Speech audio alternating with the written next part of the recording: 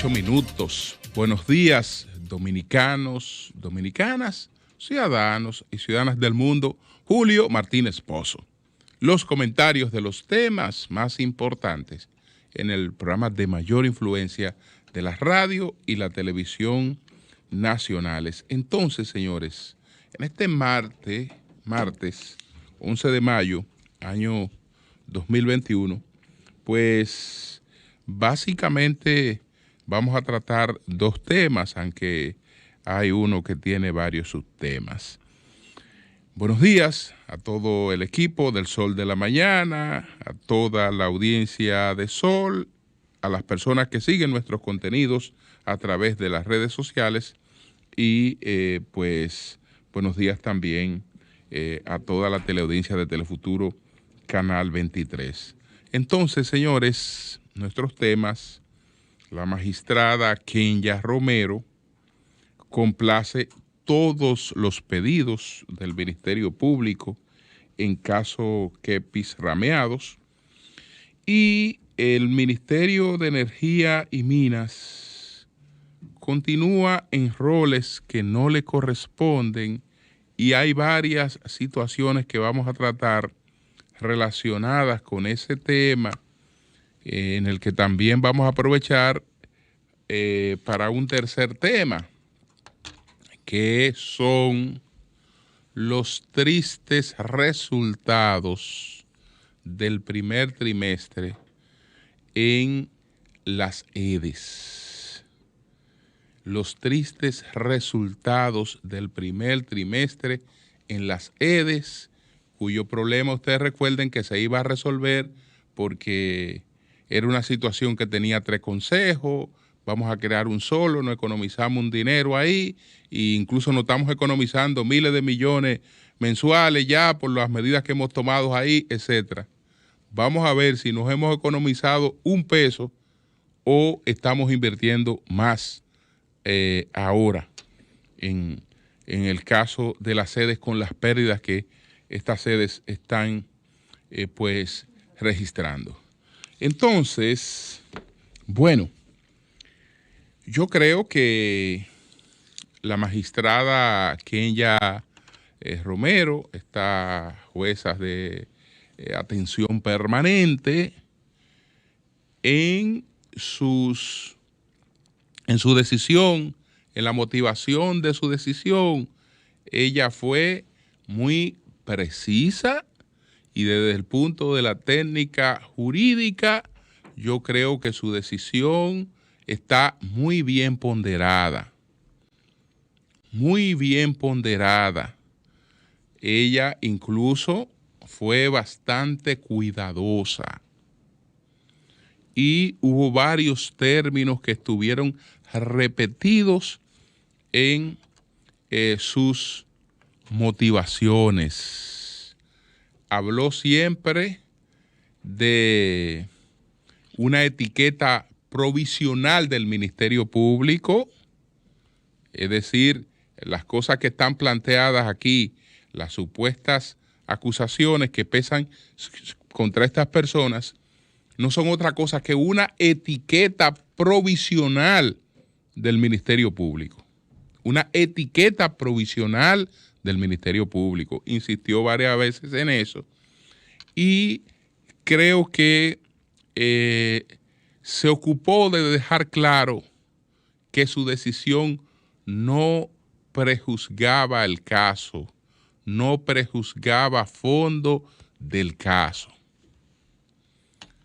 A esta magistrada, pues el Ministerio Público le presenta un grupo de personas que habrían incurrido en un ilícito de con gravedades.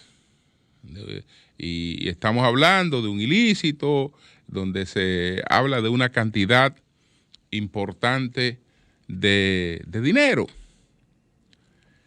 Hay una situación de poder, es decir, está primero las evidencias que aporta de manera provisional el Ministerio Público para demostrarle a la jueza, mire, aquí hay realmente cosas que son bastante concordantes, graves, que ameritan que nosotros realicemos una investigación.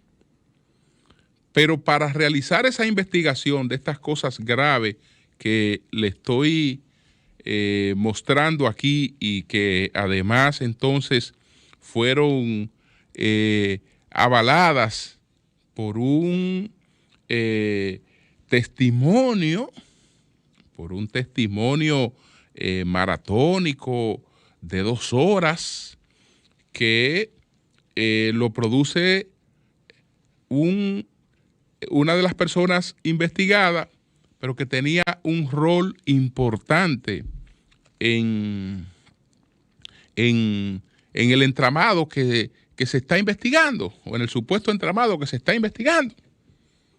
Y bueno, no solo fue una comparecencia ante la jueza, porque Kenya Romero no dictó esa coerción sola, no. Esa coerción fue dictada la noche del jueves en gran parte de los hogares dominicanos que estaban dando seguimiento a lo que decía el mayor Girón. Es decir, que la gente junto con la magistrada habían dictado ya coerción en función de lo que dijo Girón. Con esto no estoy diciendo que la magistrada se apartara de la técnica jurídica por populismo judicial, pero bueno, ahí está también el aporte del populismo judicial. Yo creo que esta magistrada no tenía otra opción. Es decir, a ella le presentaron las evidencias que tiene el Ministerio Público de un supuesto fraude inmenso. Y a eso se suma el testimonio. Pero en el testimonio hay la ocupación en demostrar que en ese caso la libertad de uno de los presuntos imputados o de varios de ellos, pues arriesga la investigación. Y ella ese aspecto pues lo tomó en cuenta, además de valorar, ella dice que contrapesó los arraigos de la persona, pero que se advertía un riesgo de obstaculización de los medios de prueba, principalmente los testimoniales. Acuérdense que Girón, de manera muy teatral, pues dijo que la condición de mayor general activo de Adán Cáceres Silvestre, pues le daba don de mando sobre personas que pudieran ser parte de la investigación. Y entonces que esas personas tendrían que verse, ¿no? Contrapesada con el carácter jerárquico que tienen las instituciones armadas, y además habló de una situación que es una realidad. Es una realidad, magistrada. Estamos ante un general que tiene una característica distinta a los demás, porque pertenece a un club pequeño de privilegiados que se hacen vitalicio por la tradición, porque ocurre que con las personas que son los encargados, que fueron los jefes del cuerpo de ayudantes del presidente y luego son los encargados de su seguridad, pues se quedan activos permanentemente. Y en este país, si hay una cosa que la gente con cierta experiencia o cierta intuición tiene claro, es que lo que está hoy arriba, mañana está abajo, que las cosas cambian, y bueno, hay la posibilidad de que esta persona en alguna oportunidad recobre todo el poder que manejaba. Entonces, ahí puso el ejemplo de el actual ministro de Defensa. Fíjense que este señor fue jefe del cuerpo de ayudante en el año 2000 y lo teatralizó. Y en el 2021 es ministro de las Fuerzas Armadas. Entonces, bueno, eso es una realidad. Esa parte no, me refiero a esta parte, el poder que emana de esa condición es una realidad. Es una realidad, y entonces esa realidad es ponderada porque esa realidad puede producir algún tipo de obstaculización, sobre todo en la parte testimonial, dice Kenya Romero, de la investigación. Entonces, bueno, ¿qué pidió el Ministerio Público? El Ministerio Público pidió que el caso fuera declarado complejo. Ella entendió que habían los elementos de rigor para que el caso fuera declarado complejo, así que complacido el Ministerio Público. El caso Kepis Rameado es un caso complejo. Ella pidió el Ministerio Público en premio por las negociaciones con Girón, que desde luego decía ayer que tuvo la habilidad de resolver su problema. Lo que él admitió que se robó está protegido. Lo que él dice que se robó, él mismo. Lo que él admitió que él se robó está protegido. Y él no va a ser objeto de persecución judicial. Entonces a él se le solicitó una prisión domiciliaria que por razones de seguridad va a ser clandestina, es decir, que ahí él tiene un ámbito amplio de actuación, y en definitiva lo que se ha planteado es que posiblemente Girón y los suyos salgan del país en algún momento, salgan del país, para que eso es parte de lo que está pues acordado, de lo que está conversado. Bueno, el testimonio como tal, insisto, en lo que se quería demostrar, yo creo que fue efectivo, es decir, no es que vamos a dejar solamente convencido a la jueza de que hay unas evidencias depositadas en documentos y que hay testimonio. No. Esto viene acompañado de un impacto a toda la sociedad. Señores, pobre de nosotros si esa jueza no actúa como actuó. Pobre de nosotros si no actúa como actuó. Ella no podía hacer otra cosa. Trancar a esa gente y poner la llave en un lugar difícil de encontrar. No podía hacer otra cosa. Y ella lo hizo. Ya el futuro se encargará de poner cada cosa en su lugar. De antemano hay situaciones que ya uno sabe que son irrecuperables porque el nivel de atención que tienen unas medidas de coerción no lo vuelve a tener un juicio de fondo. Tal vez la gente ve la primera parte de un juicio de fondo, una parte de la gente, pues eso no le interesa a la gente, sobre todo esos procesos que se alargan muchísimo. si alguno de ellos puede demostrar su no culpabilidad, porque puede ser, hay dos cosas, ¿no?, por las que una gente puede ser absuelto. Una cosa es que pueda demostrar su no culpabilidad, y otra cosa es que las evidencias presentadas por el Ministerio Público no alcancen a demostrar esa culpabilidad, porque el testimonio de un imputado de por sí no es prueba.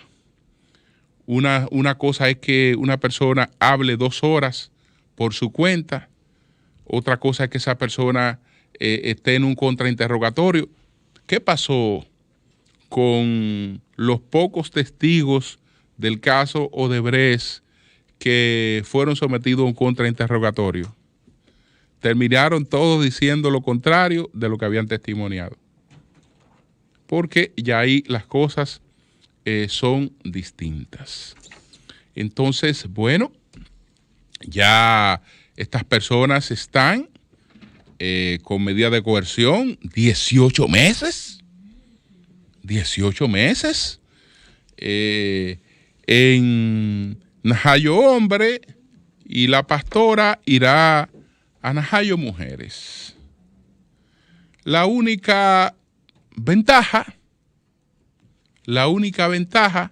es que en 18 meses las situaciones que estamos discutiendo en el país y el nivel de crisis al que estamos abocados, pues deja totalmente a un lado ese caso, y nuestras preocupaciones son otras. Nuestras preocupaciones son otras. Entonces, ahí tal vez quienes puedan ser inocentes en este caso, quienes puedan demostrar que ha habido mala intención, que se le ha querido hacer daño, etcétera, tendrán otras posibilidades. Insisto, finalmente, para pasar a otro tema, en el mensaje que esto deja, porque este operativo es quepirrameado. Y lo que esto deja establecido, yo no sé qué consecuencias tenga.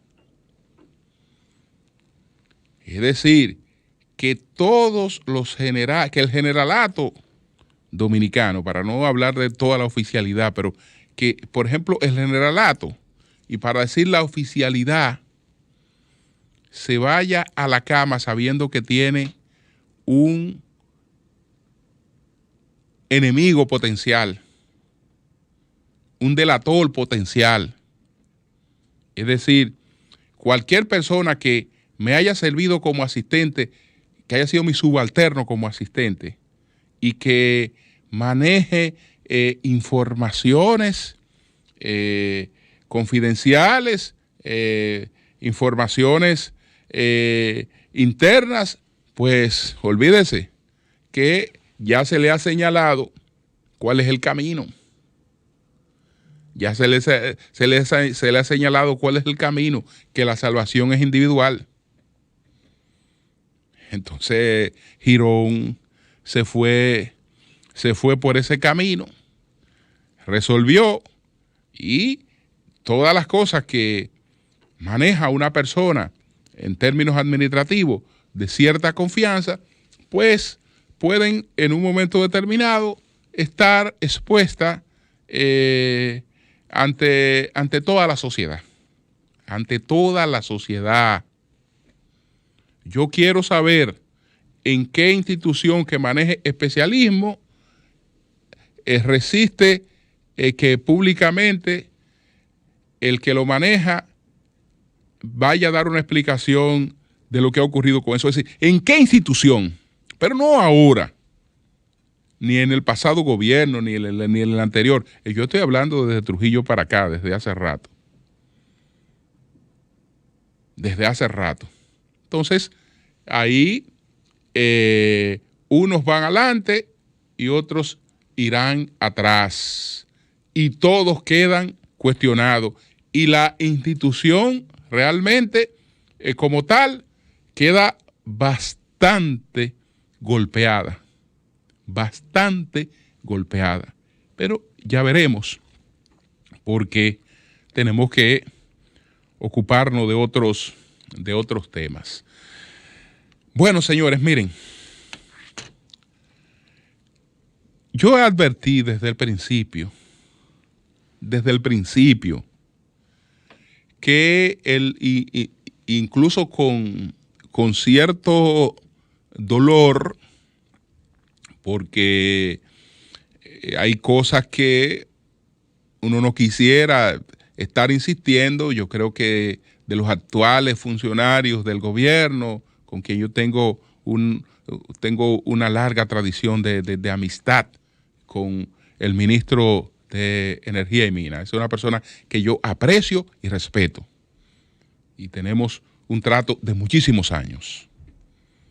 Entonces, tocar el rol de tener que estar planteando que desde el principio la función que ha asumido está totalmente distorsionada, que no tiene que ver con el rol del Ministerio de Energía y Minas, que está adoptando funciones que no le corresponden, eso tiene que ser molesto.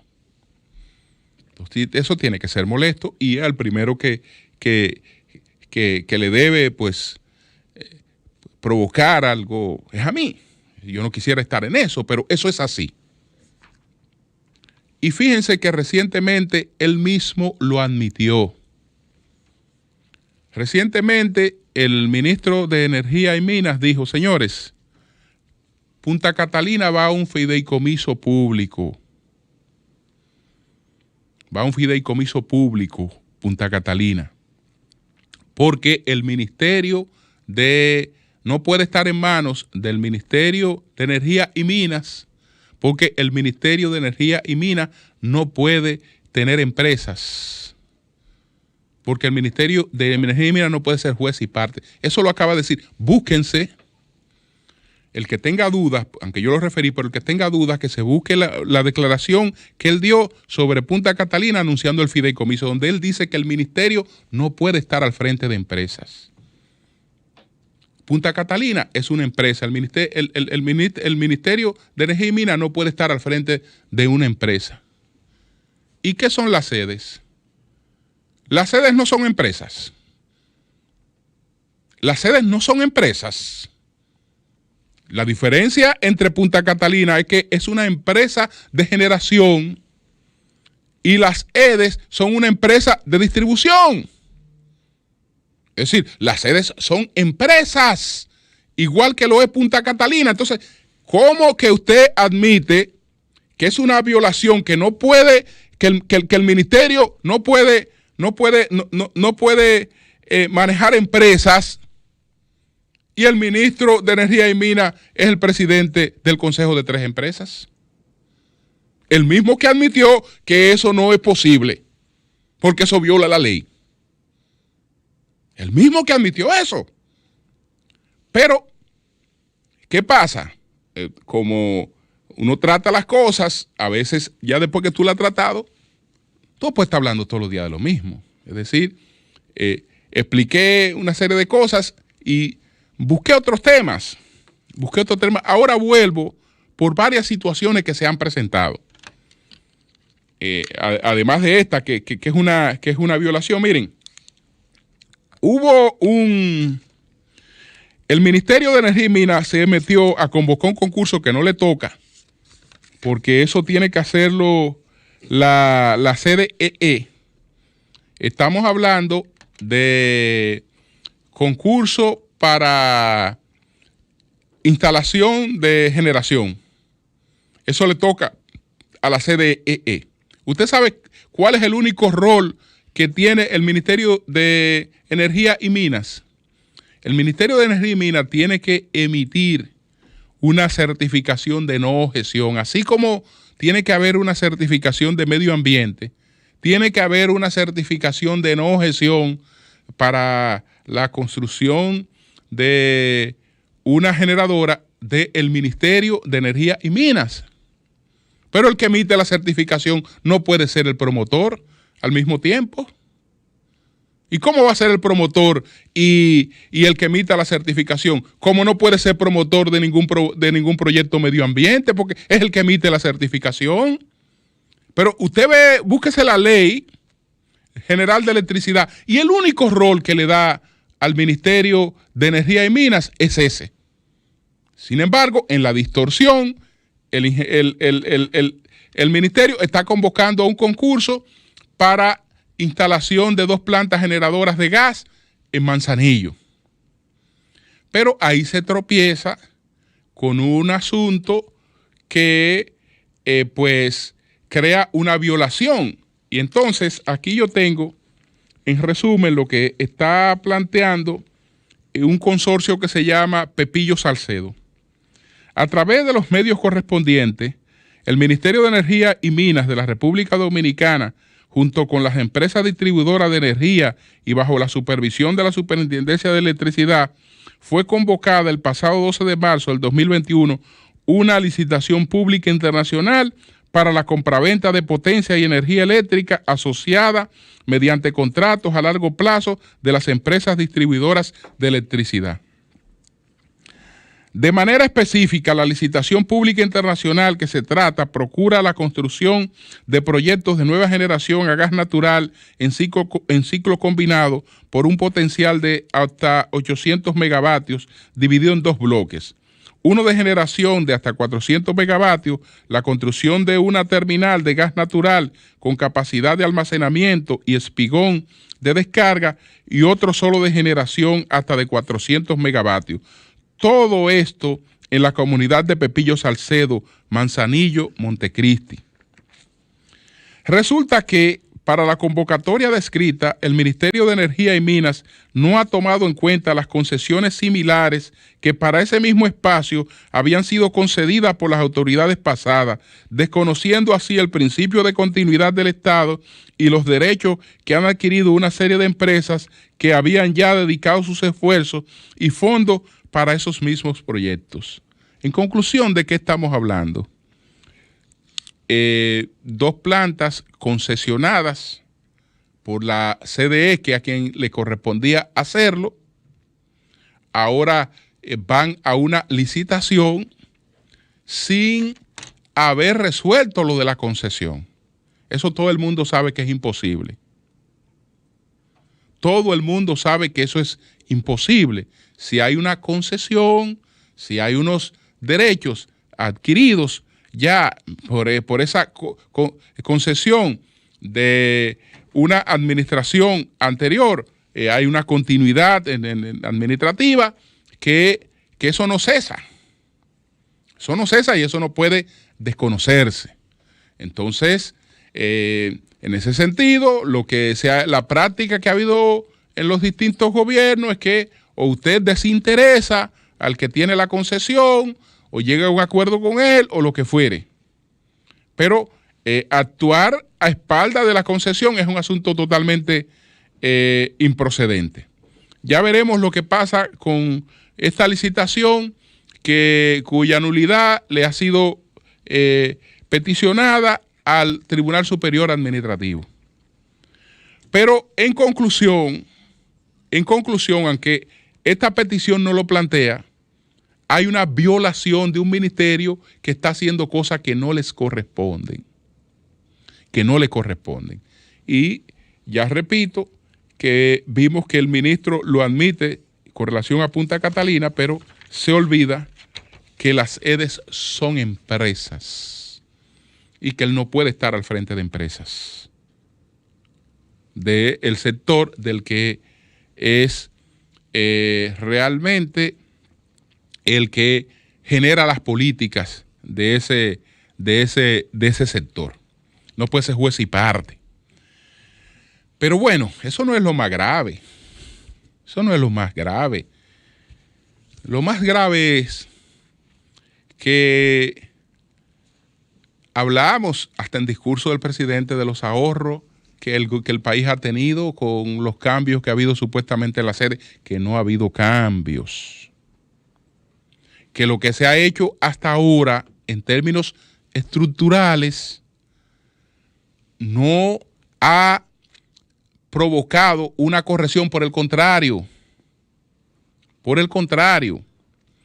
Pero bueno, vámonos a lo que está planteando el informe del primer trimestre de las sedes, que hay varias cosas. Hay, por ejemplo, un artículo hoy de Bernardo Vega que habla de que con ese panorama es muy triste estar hablando de reforma fiscal, muy triste con el panorama que se está presentando. Miren, esta reseña lo resume todo, por eso la voy a leer dándole los créditos a Pablo García, del periódico Diario Libre.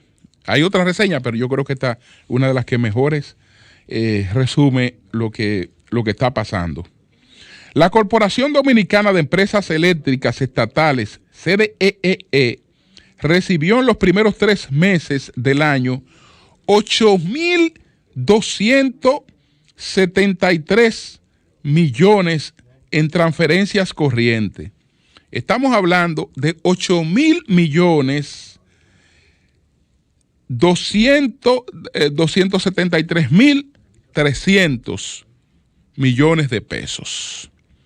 8.273.000 millones de pesos recibieron en transferencias corrientes, recursos destinados principalmente para el pago de subsidio eléctrico. Dirán que estoy descubriendo el agua tibia porque subsidios eléctricos lo hemos tenido siempre. No estoy descubriendo el agua tibia, es que ahora tenemos más subsidios eléctricos. Entre enero y marzo del 2021, los ingresos enviados a la CDEE significaron el 14.6% de las transferencias corrientes que realizó el gobierno en ese periodo, solo superadas por las hechas al Servicio Nacional de Salud, que fueron sobre los 12.000 millones, y las hechas a Comeres Primero, que fueron sobre 11.000 millones. La información está contenida en el informe de ejecución presupuestaria enero 2021, que fuera elaborado por la Dirección General de Presupuesto. Recientemente, el Ministerio de Energía y Minas, el ministro de Energía y Minas, Antonio Almonte, afirmó que para eliminar el subsidio eléctrico, primero hay que mejorar el desempeño de las empresas distribuidoras. Pero las empresas distribuidoras, su desempeño, lo único que ha hecho es que ha empeorado. En el caso de las 3. ¿Qué pasa? Que el nivel de pérdida promedio de las EDE se incrementó. ¿Ustedes saben cuánto se incrementó en ese trimestre? En 6.7 porcentuales durante el primer trimestre de ese año, en comparación con igual periodo del 2020, de acuerdo con las estadísticas de la CDEE. Los administradores le echan la culpa a la pandemia, pero la pandemia estaba en el primer trimestre anterior.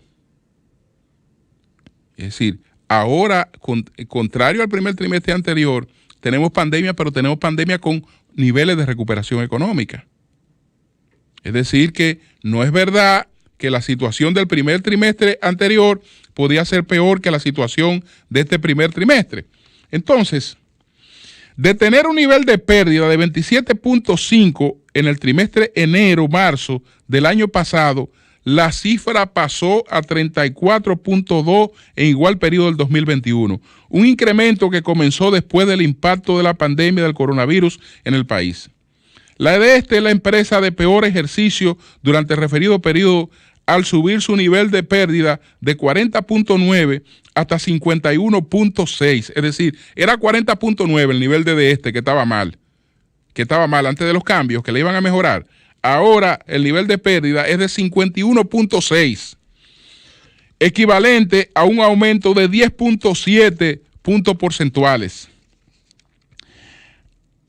A esta le siguió Edesur, cuyas pérdidas se incrementaron en 5 puntos porcentuales, pasando de 21.2% en enero-marzo del 2020 a 26.2% en igual periodo de ese año.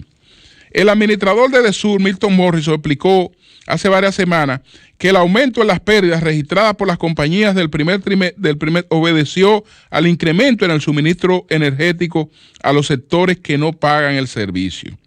Tanto el nivel de pérdida en Edenorte subió de 3.4 porcentuales al incrementarse desde 18.8% a 23, de 19.9%. Ustedes recuerdan al administrador de Edenorte que iba a mejorar la cosa y entonces apareció, miren aquí un parque de chatarra y una serie de cosas y venimos con cambios y hizo una serie de cambios. Bueno, con los cambios que él ha hecho, las pérdidas de Edenorte la aumentó de 19.8% a 23.2%. Eso hasta ahora, según los datos de la propia corporación. Así, el nivel de cobranza promedio de las 3 empresas distribuidoras de electricidad cayó 96.5%, que se registró entre enero-marzo 2020 de este año en una reducción de 1.7%. Es decir, con ese panorama, señores, es muy difícil sentarse a hablar de reforma fiscal. Muy difícil sentarse a hablar de reforma fiscal, porque eso es lo que está planteando Bernardo Vega, que se refiere a ese mismo panorama, que está analizando ese panorama en el día de hoy, que le llama el triste panorama de la sede, de mal en peor. De mal en peor, porque que la fiebre estaba en la sábana. Mira, el problema es que hay 3 consejos, nosotros vamos a crear un solo consejo, y ahí hay una economía de 1/4. Perfecto, un consejo, ¿cuántos son? 5 gente, 7 gente. Estamos hablando que 200,000 pesos, vamos a ver, un consejo son 1,5 millones por mensuales. Yo me voy a economizar eso, perfecto. Siempre las cosas se pueden hacer mejor. Y con recursos públicos, todo lo que se pueda economizar, hay que economizarlo. Pero señor, usted está hablando de 5, de 6, de 10 millones de pesos en un tema de miles de millones de pesos. Es decir, usted no está hablando de propuestas para resolver el problema real de las sedes. Eso no tiene que ver nada con el problema de la sede. Pero absolutamente nada, ni cosquilla. La muestra es que se ha intentado hacer, porque hay un supuesto consejo unificado que viola la ley, porque usted puede llamarse como se llame, pero si los estatutos de este dicen que su consejo son 7 personas, el presidente ni nadie tiene potestad para mandar a 11 gente ahí. Porque los estatutos de una empresa son los que establecen cómo está organizada la empresa. Entonces, ahora tienen un arroz con mango, que por cierto, me dicen que están tratando de arreglarlo. Alguien me dijo que creo que contrataron los servicios, que tengo que confirmarlo con ella, que contrataron los servicios de Marisol Vicen para ver cómo se le busca la vuelta a eso, porque eso se hizo de una forma que no opera, pero ya vemos los resultados. Ya vemos los resultados. Es decir, vamos a hablar de reforma fiscal diciéndole a la gente, ahora estamos perdiendo más en las sedes. Y como hay mucha gente que no paga la electricidad, tenemos que subirle los impuestos a los que pagan para cubrirle la energía a los que no pagan. Y como no hemos tenido la capacidad de resolver el problema de la sede, tenemos que subirle los impuestos a la gente para seguir mandando más subsidios a la sede. Porque si antes eran un barril sin fondo, ahora parece que ese barril se ha ido profundizando. Cambio y fuera.